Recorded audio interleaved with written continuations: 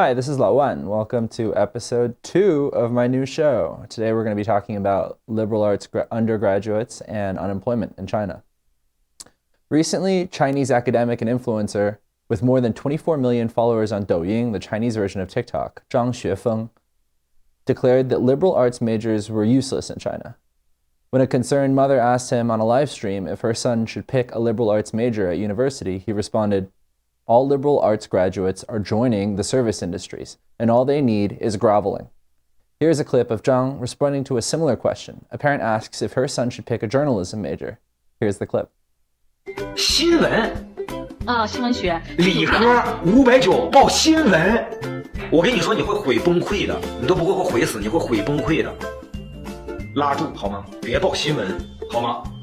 你随便，我就这么跟你说吧，你闭着眼睛，你就拿中国本科专业目录里边，你闭着眼睛摸一个都比新闻好，别报新闻，好吧？我跟你这么说吧，家长，如果我是家长的话，这孩子非要报新闻学，我一定会干一个事儿，就是把他打晕，然后给他报个别的。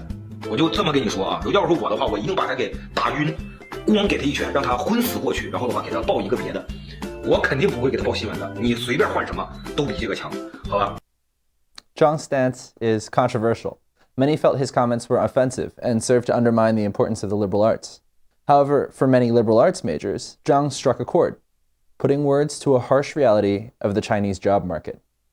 This has elicited responses from Chinese youth, like the ones in this following clip. 张雪峰是大骗子，那些专家学者才是对的。不信看视频。不要听张雪峰那小子的话啊！新闻学卓越人才实验班。5院4系，华东政法大学，妈毕业直接他妈的工作率100%，直接他妈入职美团。张雪峰配享太妙，加油！ As you can see from the dark humor, liberal arts graduates make fun of Zhang's extreme language, but acknowledge the reality of the grim prospects of employment. The tradition of liberal arts began as an ancient Greek education system that sought to gain universal understanding. The original 7 liberal arts included astronomy, arithmetic, geometry, music, rhetoric, grammar, and logic. Many of those ancient liberal arts are now categorized as STEM disciplines. Liberal arts, in its modern usage, includes the humanities and social sciences. These are majors like history, philosophy, anthropology, economics, geography, linguistics, political science, law, and sociology.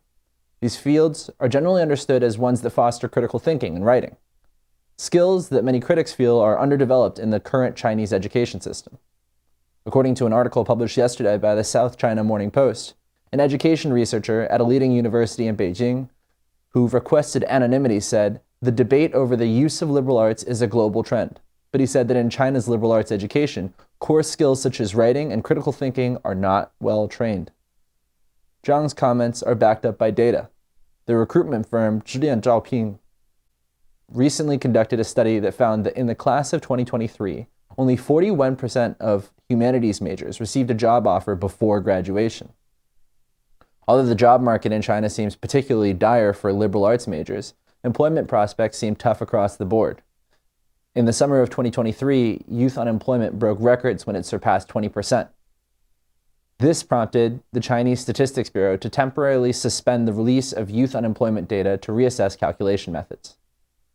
The Statistics Bureau began releasing youth unemployment data again 2 weeks ago, which revealed that the unemployment rate for young people aged 16 to 24 was 14.9%. So while this is a significant improvement, the job market remains tough for young people. The specific focus on liberal arts majors comes at a time when Chinese President Xi Jinping has referred to education as a strategic precursor to Chinese science and tech self-reliance, after the Biden administration restricted China's ability to import advanced computing chips and semiconductor manufacturing equipment in October 2022. According to an article published in the Georgetown Security Studies Review, the Chinese economy is undergoing a massive reorientation towards science and tech development, specifically focusing on the development of semiconductor technologies. The municipal government, to quote the Georgetown Security Studies Review, the municipal government of Tech Hub Chengdu is offering up to $72 million in subsidies to local semiconductor projects in response to national calls for self-sufficiency. Last October, Shanghai launched its 3rd semiconductor personnel training campus in partnership with the Shanghai University and the Lingang Special Area, a designated free trade zone. The debate around liberal arts education is not unique to China. In America, liberal arts colleges have been struggling with enrollment budget deficiencies as well. As governor of Florida, former presidential candidate Ron DeSantis vowed to transform the new College of Florida, a public liberal arts college known for its progressiveness, into a beacon of conservatism. He did so by cutting the school's gender studies program and removing more than a third of its faculty. The debate around college education and employment in general has also been ongoing for more than a decade.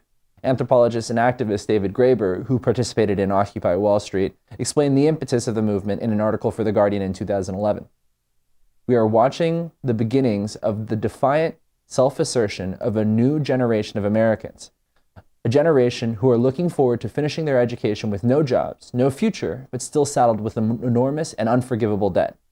Most, I found, were of working class or otherwise modest backgrounds.